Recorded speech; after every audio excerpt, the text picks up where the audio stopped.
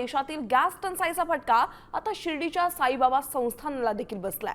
इंधनाची बचत करण्यासाठी संस्थांना आजपासून साई भक्तांना केवळ एकच लाडू प्रसाद पाकिट देण्याचा निर्णय घेतलाय। दररोज होणारी 45,000 पाकिटांची विक्री आणि 50,000 बुंदी पाकिटांचं मोफत वितरण यामुळे गॅसचा वापर वाढतोय। परिणामी काटकसर करण्यासाठी हा मोठा निर्णय घेण्यात आलाय। तर थेट जाऊयात आपण शिर्डीमध्ये। त्या ठिकाणी आमचे प्रतिनिधी सचिन बनसोडे उपस्थित आहेत, त्यांच्याकडून अधिक माहिती जाणून घेऊयात। सचिन,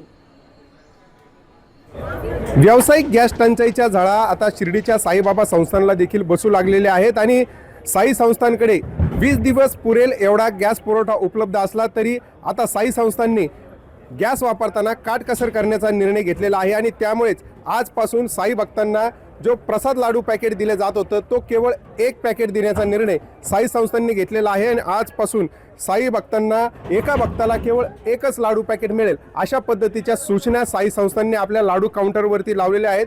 खरं तर दररोज हजारो साई भक्त शिर्डीमध्ये दर्शनासाठी येत असतात आणि त्यामुळेच जवळपास 40 ते 42,000 लाडू पॅकेटचं वितरण रोज होत असतं। अनेक भक्त जे आहेत ते आपल्या स्वतःसह आपल्या नातेवाईकांना आणि मित्रपरिवाराला देखील या ठिकाणाहून लाडू प्रसाद घेऊन जातात आणि त्यामुळे मोठ्या प्रमाणात साई भक्त या लाडू प्रसादाला पसंती देत असतात। मात्र आता या ज्या गॅस टंचाईच्या झळा आहेत त्या साई भक्तांना देखील बसू लागलेल्या आहेत आणि आजपासून साई संस्थांमध्ये एका भाविकाला केवळ एक लाडू वितरित करण्याचा निर्णय संस्थांनी घेतलेला आहे।